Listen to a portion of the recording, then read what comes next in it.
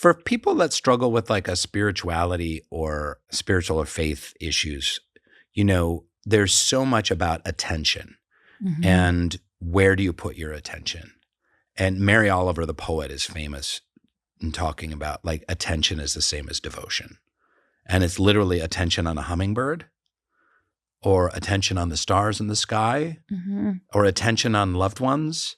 Like where you put your attention, your curiosity, your wonder, and your awe, that is a divine act. You don't have to have God, spirituality, religion, anything like that. Where are you going to put your focus?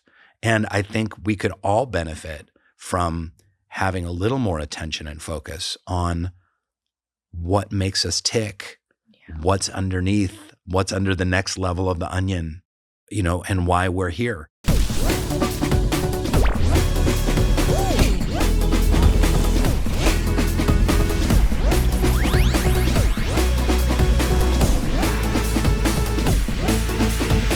We live in a complex and ever-changing world, a place that is maybe harder than ever to successfully navigate. The answer is surely to be brave, but it's also to seek and be open to guidance. Mentors are the one consistent through line in the lives of all accomplished people, myself included. So welcome to Mentor Buffet, a feast for those, like me, curious about who helped the most successful among us succeed.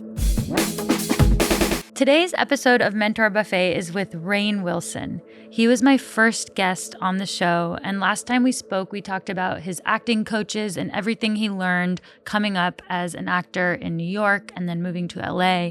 And today we talk about his new book, which is the Soulboom Workbook, which I loved. And we get into why asking questions is so important, why we really need to question everything that we're born with and just make sure that we're living a conscious life. And most of all, how to pay attention. I know you're going to love this second episode with Rainn Wilson. Let's dive in. Do you have a good relationship with like putting something in the world and then having that attitude about it of like they're either going to like it or they're not. They're going to find it or they're not. It's going to change their life or it's not. I struggle with that. I think that's one of the hardest things about being an artist. I think it really is because obviously everybody knows me as Dwight from The Office. That's great. Amazing TV show, classic, 10 best of all time in my mind. I'm biased. But I've done so much other stuff that no one has seen. And I've worked so hard on it. I mean, we just did this movie called Code 3 about EMS drivers and paramedics. And it's very funny. It's very dark. We worked so hard on it. I mean, I can't even tell you, like, I got the first draft of the script. It was like 200 pages long. And we worked at cutting it down to like 130. And then we cut it down to like, ended up being like 105 pages long. And you've been in that world, so you know of what I speak. And that took years. And then it took a year or two to like get the financing. We finally got the financing. Then it took a year or two to kind of just get the production off the ground. Then we shot it, posted it. Then we waited to see if we got into like film festivals. Yeah, you did the whole. And then that didn't really happen. But people liked it. And then we had to get a releasing company. And then they picked a date. But it was in the middle of the summer. And then we pushed the date. So from first reading of the script to the movie being out in the world was like 4 years. And it's just out there. And, EMS workers, frontline workers are really loving the movie. They're really responding to it. They're thanking us for it. It's funny. They feel like it's relevant to their lives. It kind of mirrors what they're up against. And I can't tell you and I don't know if people are going to see it or not. It's been hard. I mean, earlier on, it was a lot harder for me. I would work on an independent film or something like that. It would get into Sundance and then just no one would see it. And, here it is, 5, 8, 12 years later. And, some of these movies I worked so hard on and it breaks your heart, it breaks your heart that this stuff doesn't get seen. And I get frustrated sometimes because I was in this dumb shark movie called The Meg with Jason Statham. And people would be like, hey, I saw you in The Meg. You were great. It's like, okay, you saw that big, dumb $200 million movie. Why can't you dig a little deeper and look at one of these like indie films that or go to the play, right? Or go to a play that I do or something like that. So it's, and I get it. It's, the Meg is up on the TV all the time and you can just click and it's right there and stuff. And it's a fun film, but it's tough. It's tough to find that balance. It's, it's the serenity prayer in action. God, grant me the serenity to accept the things I cannot change. I can't change if something gets out. I can't change if people like it. I can't change if people watch it or buy it. And the courage to do the things I can. What can I do? Like continue to make great stuff, try and promote my own stuff, try and work kind of outside the system so that I'm a little more empowered. But I have to learn to really let stuff go. Yeah. And it's like, I'm actually so interested in you as a person, like how much you care to be like seen and known for the like full spectrum of your artistic expression and now who you are as a human, which is like coming out in the podcast, it comes out in the books, like you're sharing in so many ways. And I'm like wondering how much it matters to you that people see it versus that you just have the opportunity to do it. Right. And I think athletes might feel the same way too. Is it like, do you run a race to win it or do you run it because you like to run, I used to care so desperately about what people thought of me. It was the defining force of my life. From 11 to like 45, it drove my life. And that's part of being an actor. It's like, hey, it's not all actors, but there's a large majority of actors that are like, hey, I hope you like me. Yeah. I'm going to make you laugh. I'm going to entertain you. Are you looking at me? Like, I'm going to play these characters. Whether it's an improv class or acting class or drama school or doing plays or auditioning or being on TV shows, because it's been a long journey for me. So it's really just been my late adulthood. It's really been my 40s and 50s of like, I'm so tired of the tyranny of needing approval, like an anvil hanging over my head. And I'm not cured, but I'm in such a better place with that. Thinking back to acting experiences where you cared about people's approval, can you reframe it now and love it differently? Yeah, I mean, listen, it's not all one thing. I didn't do everything for approval, but it was a big force in my life. In the pie chart, I wanted to tell great stories. I wanted to hone my craft as an actor. That's another slice of the pie. I wanted to collaborate with people that I loved. I believed in the power of storytelling. But there was a big pie of like, I just want people to like me. I want to be adored. And this is LA, so we can talk about trauma.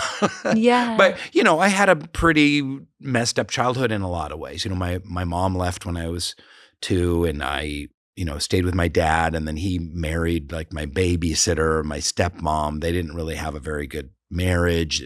They had a terrible marriage, really unhappy. And so here's this, I'm an only child. Like, so I'm just like lonely, alienated, wanting approval, not really getting my emotional needs met at home. It's a perfect, it's the perfect petri dish to make an actor, to make an addict, alcoholic.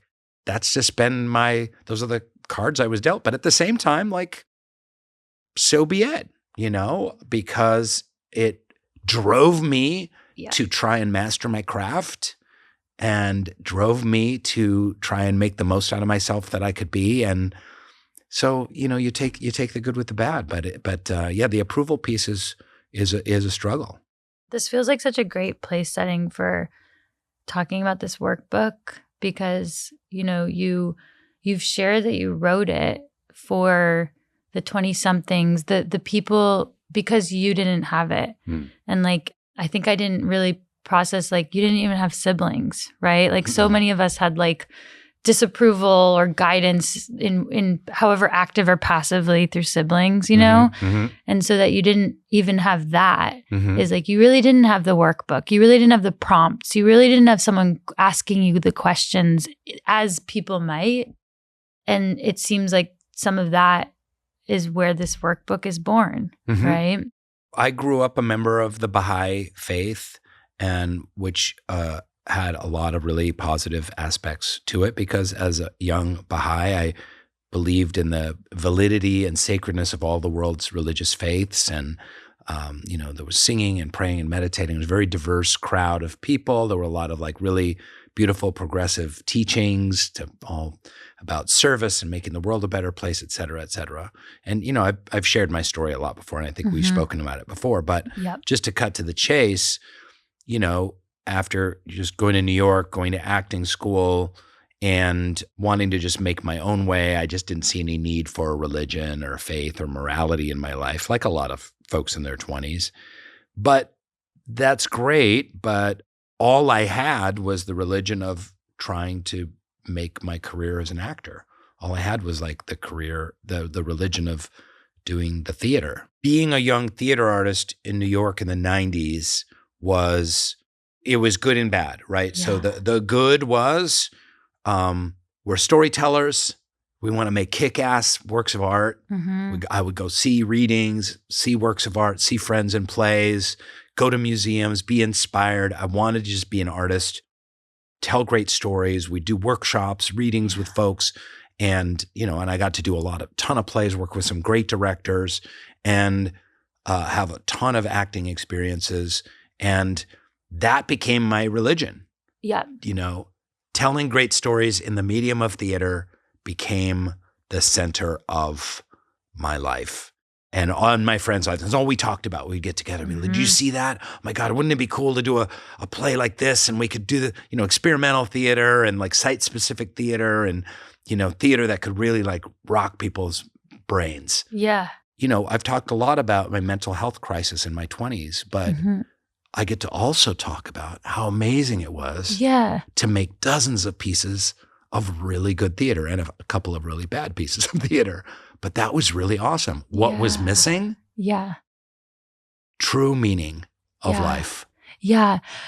This is how I feel about the Olympics too. Because people are always trying to be like, what was wrong with it? Because I had this depression there and so many athletes struggle, right? But everyone's like, no, it's awesome. But it also, you could use some wisdom or some perspective or some value orientation that would prevent it from being so like a cliff right after or so intense or so a vacuum, And so it doesn't sound so crazy dissimilar where like you're super absorbed. It's amazing. There are parts of it that are awesome. And then there are parts that are missing. Yeah. And for me too, I started to drink and use drugs to calm anxiety. I had a kind of internal anxiety regulator that was off the mark.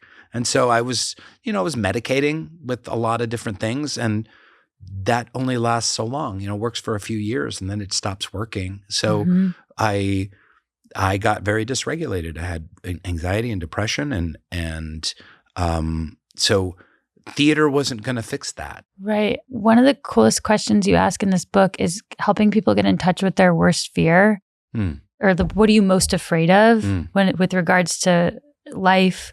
And I feel like that's such a great place to go for anxious people, right? Because we are living on like the surface of like we have an anxiety because there's like a surface level fear or something, right? But there's like always something underneath that.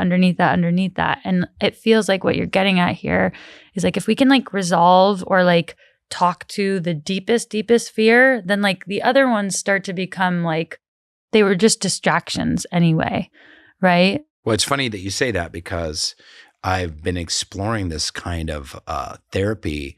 Now, sometimes I have some like OCD aspects to myself that I've been noticing where I just kind of like am repeating thought patterns and trying to like go to stuff in the past and like, should I have done that differently? And I just replay it. I'll wake up just thinking about it. It's like a shoe in the dryer, just over and over and over again.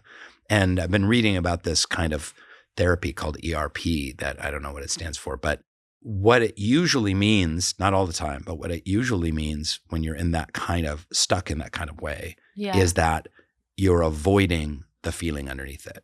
So there is some kind of primal fear or shame or deep emotion that it starts to come up and it's a trigger. And instead of feeling it, you're like, and then you start to think to kind of cover your way out of it.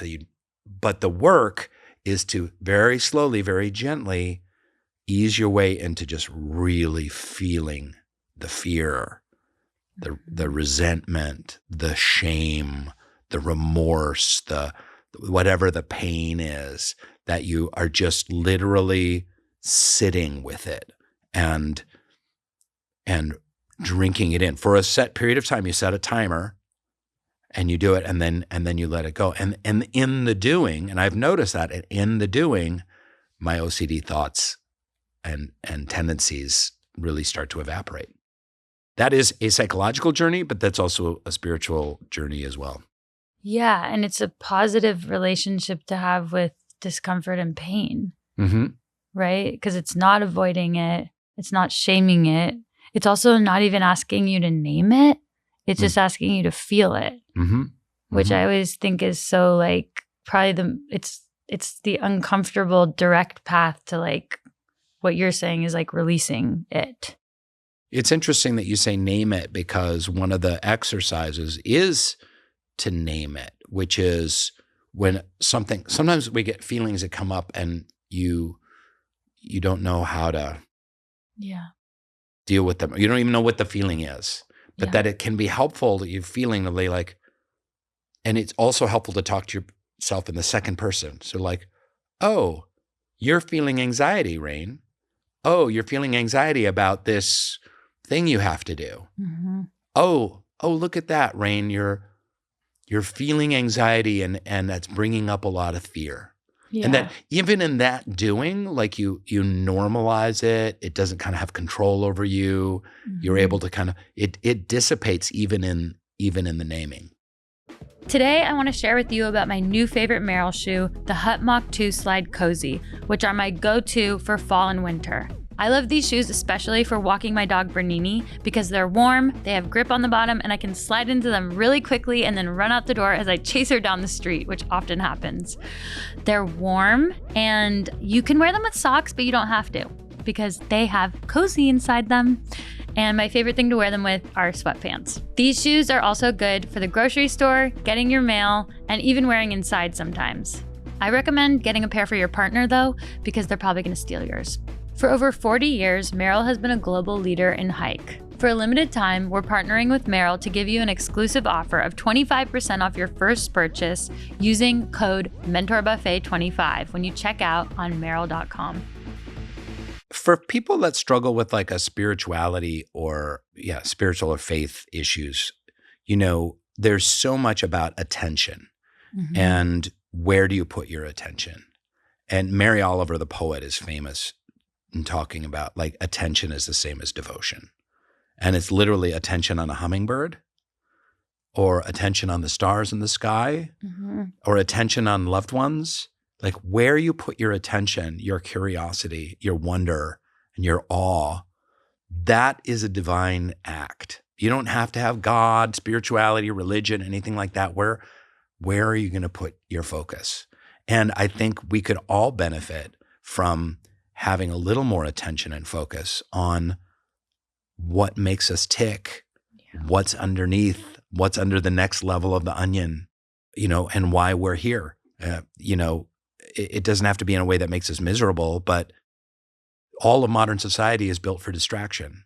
So we have these little distraction machines in our pockets that we can flip through and poke buttons on and be on phones and watch videos and TikTok and dating apps. And we can even get like pot delivered to our house. Yeah, and anything. So all of the commercial consumerist society would love us to stay distracted and not digging deeper and acting out, medicating ourselves and shopping ourselves into total distraction. Yeah. And what would that have done for you in your 20s? Like if we're thinking about these 20-something-year-olds that are finding this workbook, if you were in your 20s and you found a way out of the distractions, what would that have done for you? Well, I did find my way out of the distractions. In your 20s? Yeah. I didn't have distractions in my 20s. That's where I started really my spiritual journey. I started to read books. So there were no smartphones in my 20s. I would have been fucked if I was in my 20s now. I would have absolutely fucked because the obstacles are way greater. These little distraction machines if I had had a trust fund and a little distraction machine and had unlimited porn, unlimited hookup apps, Yeah. pot delivery, and YouTube shorts and TikTok, I would have just been like this all day long. Yeah. You know, it just goes right to our cerebral cortex, right into like fuck, flight, distract, tune out, you know, pleasure center, overstimulate. I would have been screwed. But as it was, you know, I was miserable in my early 20s, and I started to read books about spirituality and journeys and life journeys and psychology, and that ultimately led me back to kind of faith, and I got therapy and went into 12-step, and, you know, all of that together kind of, it's not like I have this like perfect life of wondrous meaning or whatever, but it put me on the right path. But I would have been screwed if there were iPhones in the 90s. Yeah. Well, there's your headline right there. Rainn Wilson, I would have been screwed with a... Yeah, well, we're up against a lot. And it makes me think that even even people that are not doing like exceptionally poorly in any one area of their life, like do not have addiction, or are not doing exceptionally well. There's a lot of people in the middle that are still missing out on so many parts of life because of this distraction. And it kind of scares me. Like, I guess sometimes I think about like, what am I missing? I'm at like that time in my life of like build and grind, and I'm tapped in, and I'm feeling positive, and I'm feeling like I slow down sometimes, maybe not enough. Like I'm right in the world and the timeline where in 10 years from now, I might realize what it was that I was missing now, but I'm not struggling enough to notice. And I'm also not like so successful or tapped out that like there's I don't know what happens when you're in the opposite of struggling, highly beyond successful, where you can do whatever you want, right? Self-realization. Yeah. Yeah. Or like you're comfortable in a certain sense, right? And I guess what I'm wondering is like, so what am I missing, or what are all these people, young people missing if they're not doing so poorly that there's a red flag? And like, I think there's a lot of people in that category where they're like, yeah, life's pretty good. Like things are going pretty well and I'm working hard and da-da-da. And it's like, I still think when I opened up this workbook that I was like, oh, wow, there's a lot that I'm not thinking about and I'm not putting my attention into and I'm not exploring. And I haven't found time. I haven't made the time. Yeah. I mean, listen, you've been in the depths of despair before. Yeah. And that was terrifying for you, awful for you. You would never want to go back.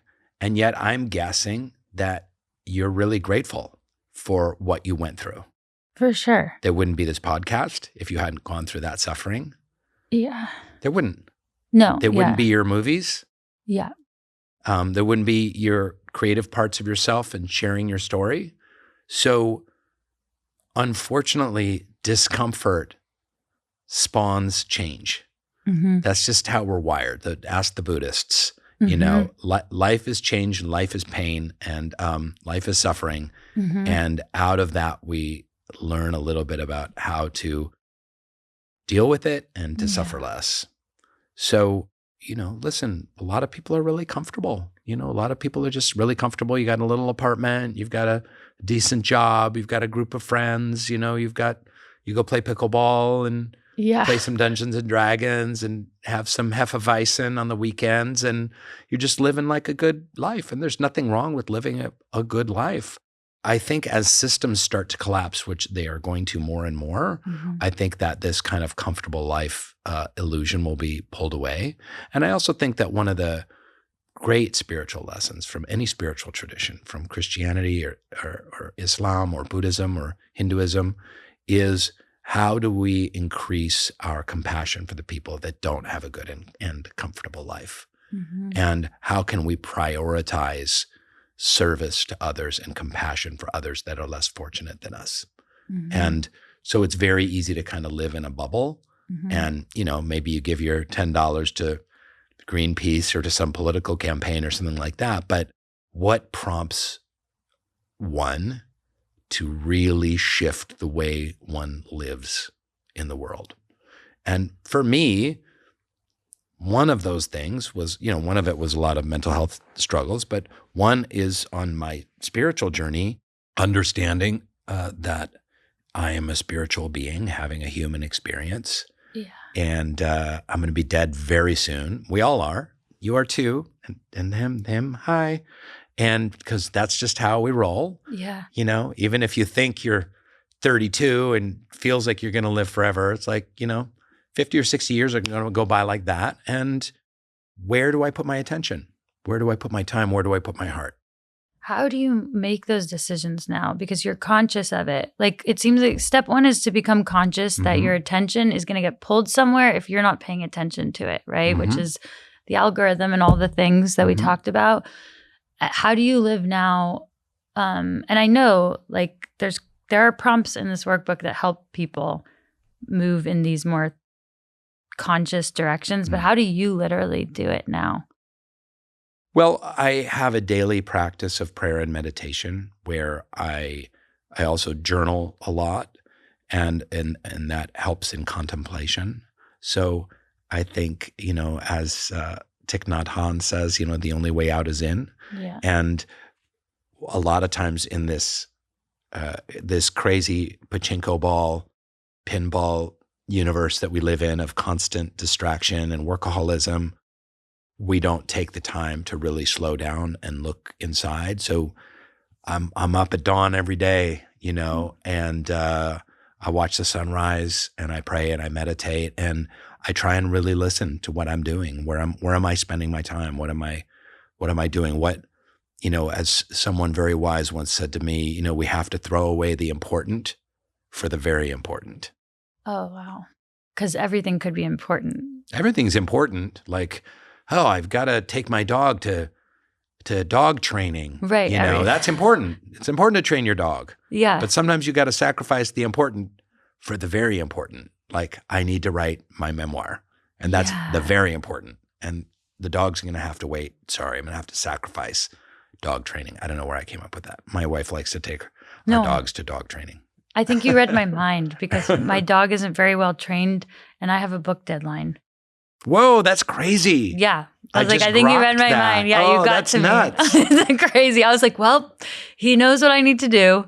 And it makes it really obvious too, right? Because then to acknowledge, because we can talk ourselves out of anything, to be like, well, this is important. And to be like, yes, that's important. But this is, how to distinguish those two. I struggle with it. And I have too many irons in the fire. And I need to learn how to travel less and take some of those irons out of the fire. Me too. Yeah.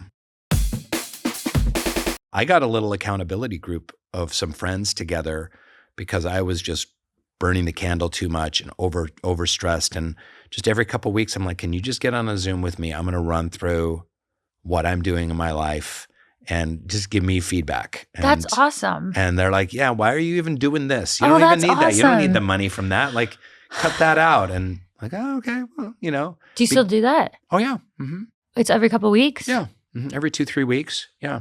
So you have it's the board of directors for Rainn, right? These are a bunch of guys in a men's group that I do, this kind of men's retreat group. And we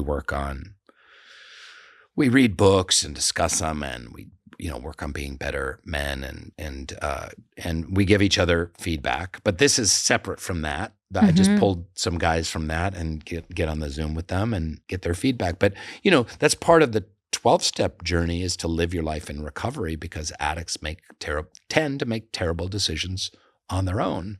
And that's why you have a sponsor and you have a group and you have a therapist and you're running things, hey, should I just quit my job? And like, well, slow down. You don't have to quit your job. Like, but if it was up to us, we'd be like, fuck you, I quit. You'd be making a lot of bad decisions. And I've certainly made a lot of bad decisions in my life. So consultation is a great tool to use. Yeah, it's awesome. It's so cool that you have that. Yeah. I want that. Okay. Yeah, I'll be on your executive C-suite C-suite really? committee.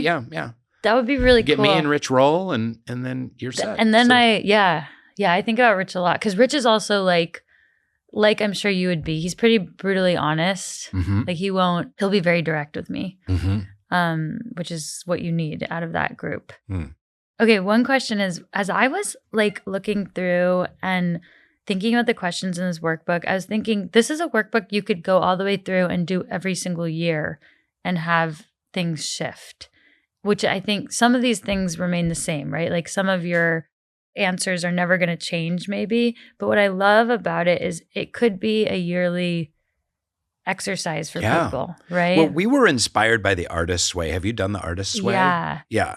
So the Artist's Way you can do I don't know about every year, but every few years you can definitely re-engage with it and be in a very different place. So we, just really hats off to Julia Cameron, who weirdly enough used to be married to Martin Scorsese. Did you know that? Mm-mm. The author of The Artist's Way, Julia Cameron, was married to Martin Scorsese. There's an amazing Martin Scorsese documentary out now on Apple. She's brought up in there. But yeah, so it's all about here's your relationship to anxiety. Here's breath work. Here's a spiritual toolkit. Always be reframing. The workout plan. I love the workout plan. Yeah. Pause and ponder. Build the soundtrack to your life. Beauty emergency. This is one of my favorite ones where you have a beauty group on a phone text chat chain where if you see something that's accidentally beautiful, a cool looking drinking fountain or the light shining through a leaf or something like that, or a grass coming up on the sidewalk, you take a picture and you share it with your beauty group. That's awesome. So a lot of the exercises are can just be ongoing. It's not just doing the book. It's something that you can put into your life. So some of these are practices, And I think too, we really wanted it to also be a book that you could do with friends. You could do it with your book club and book group, even with your family, with your kids. So we really wanted it to be. Sorry, I'm doing a little sales pitch right now. No, I like it. I like it. We wanted it to be for people who are spiritual but not religious. Yeah. But you could be a born again Christian or born again Mormon and love it, hopefully, and maybe even spiritually vaguely curious but haven't really thought about spirituality before. We really wanted it to make it for everyone. And there's so much defining of the different perspectives of the world in this book too. Like if you know nothing about the different meanings of the word God and these things that you may not have ever thought about or been taught or been presented naturally in your growing up. Yeah. It's really cool to just learn in like a bite-sized way some of these. Yeah, quotes from Hinduism and Sikhism and some of these faiths you've heard of before, but yeah. Because it's Mentor Buffet. Do you feel like comfortable being like a guide to people in a way and someone who's like been through it and sharing something you feel is really important with instruction attached? Yeah, I don't do that. I don't play that game. There's so many people online. Right. You're not like you're saying you're not the something guy. I'm not, and I'm not the spiritual guidance guy and I'm not the psychological guidance guy. I don't play that role. I refuse to play it. There's a lot of people doing that online. There's some crazy people who are on like, guys, you got to remember that you got to think about blah, blah, blah, blah, blah. Like It's really important for you when you're going through think about like who the fuck are you? Like, right. This feels like this feels like a whole thing. Well, it is a whole thing. There's people that make a living out of doing that and they have no qualifications. They wrote a book or they have a degree or they were a therapist for 5 years or they lived on an ashram for 6 months and all of a sudden like they're like this guru and people are signing up for it. I'm not that at all. I'm a fuck up. I'm a screw up. I've had some success. I've had some failings. I'm more about asking questions and entertaining conversations about stuff, but you won't find me going anywhere and saying, you need to live your life like this, or you need to remember this, or think about this. I just really don't want to. I don't want to do that. Yeah. I'm the tour guide to life's biggest metaphysical questions, but I don't have the answers. Yeah, and so your association with the word mentor is that it's someone with answers. Then I didn't even think about you as. I don't know that I'm addressing the word mentor. So I'm saying guru. I don't want to play that role. For sure. That Yeah. sounds terrible. Yeah. But Yeah. there's so many out there, and Yeah, so there many have are. podcasts. Well, and so many, you know what? This is really like, And so many have Substacks, and so many have Instagrams. and so many people are encouraged to, because of the attention economy, define and carve out for themselves that title for themselves of whatever they are the expert in. Yeah. Like it's a way of survival to become narrow and reduced. It's like how people are breaking through and having a platform at all today, right? And so it's like this weird thing where I don't even know if they want to be that. It's that they feel like they have to be that in order to not get lost, right? In order to share it all. And I think that's like algorithmically true. And I'm not saying that's like a good thing. I'm just saying I think it was like born out of a system that doesn't reward not being that direct and defined, you know? Yeah. Yeah. I feel like you're just asking really good questions. And I whenever I think about the brightest guide in my entire life, which is my dad, the best thing he ever did was ask me the right questions. Like he always had, at the most important times, the correct question that I had to know the answer to. And the answer was me guiding myself. But the question was the most important part. Oh, that's great. You know? That's great to hear. Yeah, that makes sense.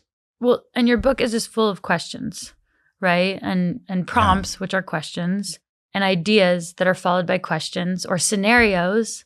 I like the exposure therapy of like pretend the spirit is a real thing, right? Okay. It's like pretend that the spirit is real. Yeah. And now because that's a scenario, right? It's like Sure. it's a hypothetical that you're saying, let's not play Let's with pretend that the soul is real. The soul is real, No matter the what soul. you agree on or believe or don't know, let's just assume it's real. How would that affect the choices that you make in your life? Yeah, exactly. Yeah. That's one of the exercises. Yeah. Yeah. Well, my next book is due in a year, and it's on the meaning of life. Oh, wow. And I haven't even started it yet. Was it your idea to write about the meaning of life? That's plenty of time to. I was like, that's not and Rich should talk about book deadlines. The original Soulboom book, I mean, that took me like 2 years to write. So I have a bunch of notes about it. But yeah, it's all based on the questions. I had this company, Soul Pancake, and it was all about chewing life's big questions. That was the whole point of it. And do you think that asking questions is kind of the antidote to the guru approach of like knowing the answers? Like what's the opposite? How do you help people without being the guru in the room? Is it to ask the right questions? Yeah, it's to be the question tour guide. Yeah. And to share my own story and to say, hey, I'm a successful actor or whatever, and a moderately successful writer and podcaster. And I've had a lot of struggles. Yeah. And I've made a lot of mistakes, and I may make future mistakes, and I'm not someone you should look at and emulate, but I will say that, I've had mental health issues. I've been in therapy, and sometimes I am sad, and now I'm struggling with OCD, and it's like whack-a-mole. So I share that too. Maybe that helps people to kind of humanize me. I'm not someone that has it all figured out. But what I do have figured out is that figuring out what your life is all about and what the grand universal life is all about is part of our job. It is. It's to question the universal life philosophy of our parents, question the universal life philosophy of our church, question the universal life philosophy of our, commercial, consumerist, materialistic culture, and that's what I don't see young people doing enough of is really questioning all of that and trying to figure out what really matters. So I hope that this is a tool in that journey. You're going down the 101. Yeah. And in Calabasas, there's a brand new. The wildlife crossing? No. Oh. You're such a hippie. Oh my Listen God. to you. In Calabasas, there's a brand new billboard. Okay. Of a woman with a chase sapphire pouch lying in a voluptuous position. You haven't seen that? No, it's right when you come down the grade. I need to pay attention. It's where you come down the grade with the car dealerships. Yeah, I know what you're talking about. So it's like literally this woman with like pouty lips and a little Botox, and she's got a Chase Sapphire collection, and it says like Chase Sapphire collection, and she's literally holding. She's not holding a Gucci handbag. She's not holding a Chanel purse. She's not holding a diamond watch. She's holding a zipper bag that has a credit card and like benefits of having this credit card membership that costs 10 or 50 or 100 grand a year. I don't even know how much. And it's sexualized and it's materialized and it's on a billboard like 80 feet long.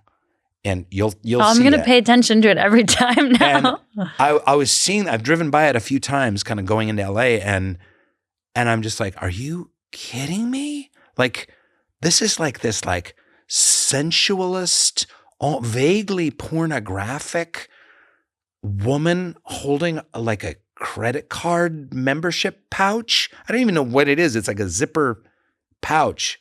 And like, what the fuck is going on? Yeah. Where that is what we're worshiping right now. Right. Because everyone worships something. This is something else I know. You may think you don't worship anything, but maybe you worship your job, maybe you worship yourself and your own ego, maybe you worship your family, maybe you worship whatever kind of like, tribe you're in. Mm-hmm. And for a majority of Americans, they worship this kind of like materialist, idol. These are the same idols that the Jewish tribes, smashed. That Moses had them smash. This Chase Sapphire woman, having an orgasm holding a credit card. Like when it's a billboard too, it's institutional. Like no one's responsible for it is what I mean. Like there's a company, but it's not, you can't really like point fingers. You just point at like the sky. You're just like, what is this? Like there's not a person it's Chase Sapphire, and they want people to have a credit card that they pay $10 or $50 or $100,000 a year and that they get perks from, right? They can go into an airport lounge or, get, travel miles or hotel benefits at Hyatt or something like that. And they're like, who's our main audience? Who loves this credit card? Women from, 35 to 60. Let's find a voluptuous woman. Where do they all live? Calabasas, which is the center. And let's find a voluptuous woman, give her a credit card bag and a pouty lips and an O face and put her next to the freeway. It's all very calculated. And you know what? Yeah, 90% of the women driving by it are just like, that's weird. And then 10% are like, I want that. Right. I want that then. And that's the success for this company too. Then I will be happy. That will fulfill me. That will finally relieve me of the burden and discomfort of being a human being. Yeah. And because of the traffic in LA, the time you're going to spend looking at the billboard is probably more time than you will spend on many other. On that particular hill by Topanga, you're going to spend a lot of time with that billboard. Yeah. Yeah. It's crazy. It's really crazy. And it's crazy that I didn't notice it. But these are the things we have to look around and really question. And that's what I'm saying. You question the kind of the universal laws of your parents, your household, your cul-de-sac, your culture, your church. And you may find that some of them are true and that some of the values of your family are true, or the values of your church are true, or the values of your tribe are true. That's great, but you have to question them first. That's part of the journey. And not making a change is still a choice. We're making the choice no matter what. We're not giving ourselves any options. How do we know what we worship? It's again, attention is the same as devotion. Where are you putting your attention?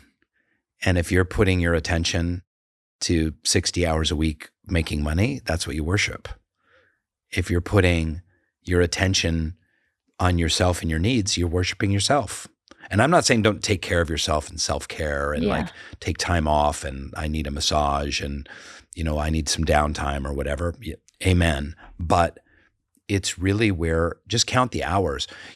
Someone would be really great for your show is the Sarah Kubrick, the millennial therapist. She's really big on like TikTok and Instagram, and she does advice to people. And she said, your screen time on your phone, on your iPhone, is a great teacher. Like that tells you literally where you're putting your hours. If you look at your screen time and it's like, oh, I'm spending 20 hours a week listening to some really cool podcasts. It's like, oh, okay, well, you're engaging in thoughtful, intelligent conversation. If it's on Instagram Reels, right, that's different. If it's on dating sites, if it's on, Pornhub, then that's literally a series of data points about what it is that you worship. Look at your screen time on your phone. And guilty, by the way, too. I locked up my phone. You know how crazy I am? Did you do the brick thing? No. I did beyond the brick. What'd you do? I have a group of friends that have the passcode for my screen time on my iPhone. I don't have that passcode. I don't have the app store. I can't download apps. So I can take off apps. I can't download them. I don't have any social media. I don't have Safari. I don't have email. I don't have any games. And I only have like 2 or 3 news sites that are, and they're not like doom scrolling news sites. They're like long read news. And that's it. So I check my email twice a day in the morning and at the end of the day. I'm not like having ding, ding, ding, my email's going. I don't have notifications on. And if I want to put an app on my phone, I have to go meet up with one of my friends and have them unlock my phone and put an app on my phone. So my phone is locked up to just like podcast, maps, weather. I do get texts and the things I just need to survive. In the present physical world that you're in, right? It's like, how do I get from here to there? What do I wear for the weather, right? Yeah. Who's communicating with me right now, like in a more conversational way? And I'll still find ways to waste time on my phone, but I'm doing all I can to get that screen time down. That's awesome. Can we celebrate for a second? What are you doing instead? Because I feel like it's worth like rewarding. Like when I think about it, I'm like, well, what's the reward? Like, what are you doing instead? That's a great question. I guess, Louis C.K. recently went on Theo Vaughn's podcast and said, like, he wrote a book and he's like, yeah, because I'm not jacking off all the time now. So he wrote a novel. He's doing his art. Yeah. So I do more writing and I do more meditating and I do more connecting with friends. I am a believer in the old-fashioned phone call. I'm a believer. I know it's kind of weird, but you pick up and you go bring, and they go bring, and they're like, hello, and like, hey, I'm just calling to chat. Yeah. Let's catch up. I always apologize when I cold call. I'm like, sorry for cold calling you, and most people don't care, but it's like almost like it's rude, even though it's not. That's what a call is. Yeah. So you have phone calls. Yeah. You're writing more. You're meditating. And I think sometimes to just be a little bit more bored. Yeah. Can you eat a meal and not be surfing the web at the same time? Can you make a snack or sit and have a coffee and just sit there, and think about things without a pachinko ball, pinball machine, controlling you kind of. Yeah. Doing aerobics in front of your eyeballs. Yeah. Yeah, it's cool. Well, whenever I talk to you, you're busy, but you're present. And I've always really admired that about you. Like you will stop, look at me when you're talking to me and you'll stop and you have a schedule, you're busy, but you're really present. Thanks. Yeah, it's really cool because you're like. Are you around a lot of people that are not very present for you? Yeah. I think that's like my anxiety growing up. That was like it was very loving father, but it's like he was very single dadding it. So it's I don't think he always like heard everything I said, which I understand, but I'm like used to that, I think. And then I'm busy too. Like I do it. Yeah. I do it too. And the worst is when you talk to someone and then they look at their phone. Yeah. Like you're talking to someone, they're like, oh my God, that kills me. Yeah. And I have been guilty of that. Ask my wife. I don't even know what to say because you're like, it's almost so normalized that it would be rude to like interrupt someone like that. Like it's normal for people to do that now. But I think you have to interrupt them. I have to say like, hey, would you mind just putting your phone down? I just want to finish what I'm saying. Yeah. Oh, you're good at conflict too then. I can learn from you. I've been in 20 years of therapy, so I learned about setting some boundaries and asking for my needs to get met. That's great. That's awesome. Yeah. Contemporary society has us wired, and human nature has us wired to be kind of operate on auto drive. And this kind of workbook is guaranteed to make you a little more conscious, to kind of like, you know how sometimes you can go like, wow, 4 hours just went by. And like I responded to 10 emails and I was on the Zoom, and then my Aunt Connie called, and then I had to clean this up. And I don't even remember what I did with the last 4 hours. Like how can you take some time with some meditation, contemplation to, like you said, be present and make that a daily part of your life to, again, where are you bringing your attention? Where are you putting your attention? And it's going to permeate through the rest of your day because you're going to be more dialed. You're going to be more like the muscle that is aware will be aware beyond just that time, right? You're much more conscious throughout. It's like that muscle, that awake, the paying attention to what you're paying attention to becomes, it's like these are really good muscles to develop, right?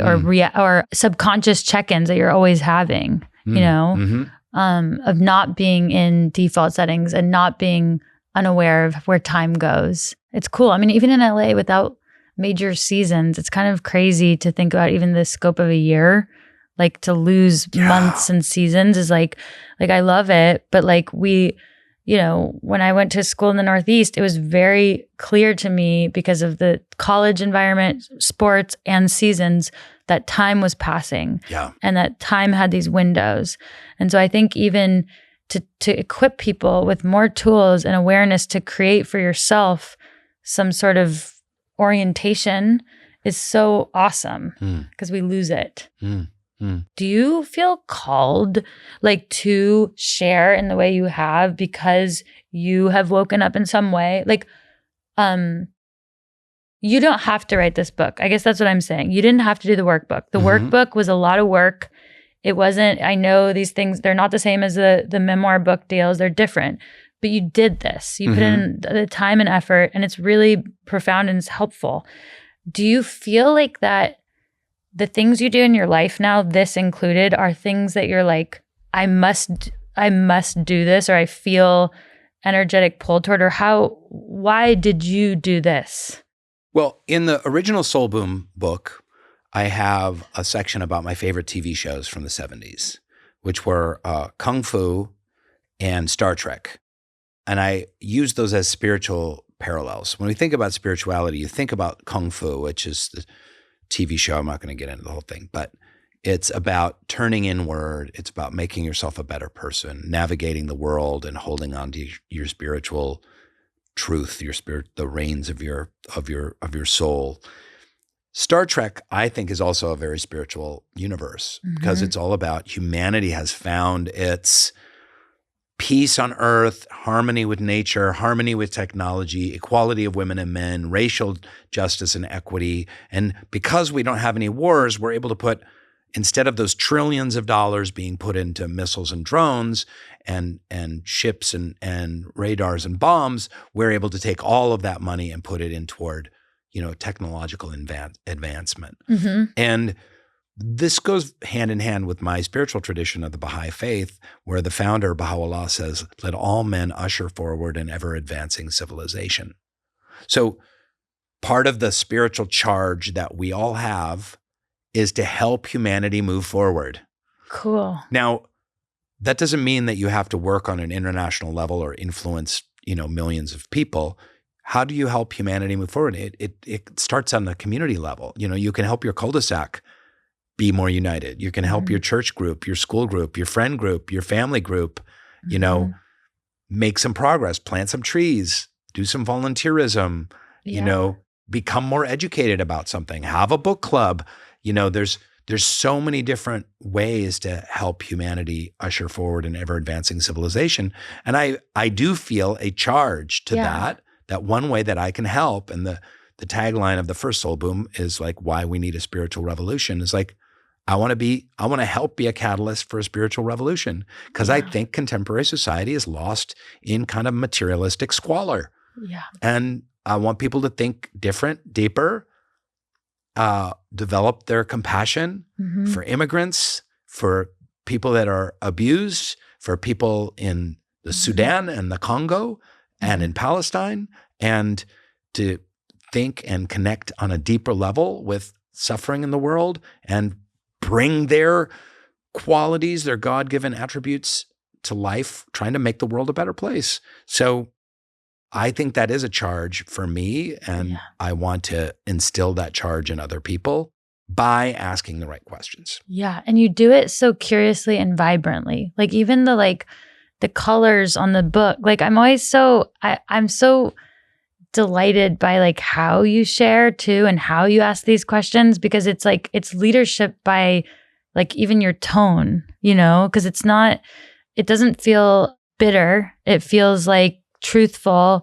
optimistic, and strong, right? You have a powerful voice and you have reason to say everything you're saying. And I think it's just cool that you are so vibrant about it all. Like just there's an optimism there. In the mental health crisis with young people right now, there's a terrible thing called a hope deficit. And it's people your age and younger, and especially folks in their 20s, that really feel like positive change in their lifetime is not possible. Yeah. 40%. That's crazy. And we have to address that. And again, you don't have to have a podcast audience of hundreds of thousands. You can address that in your workplace, in your church group, at your school, with your friend group. But we have to figure out how to keep hope alive. And that's part of our job. That's part of our mission, but in a realistic way too, Yeah, what are we up against? I appreciate that about you, and I think you have long been a role model to me of just like, all right, just try and embrace who we each are as possibly contributing to this bigger picture. Well, I back at you. I think both from your running and competing, to your mental health crisis, to your book or books, your films, the podcast, you're striving to make an impact and share yourself. And I think it's delightful. If you're enjoying Mentor Buffet, follow Voicing Change for more inspirational and truly life-affirming content from shows like Soulboom, The Proof, Feel Better, Live More, and the Rich Roll podcast. Just go to voicingchange.media. That's voicingchange.media for a beautiful selection of productive and positive shows.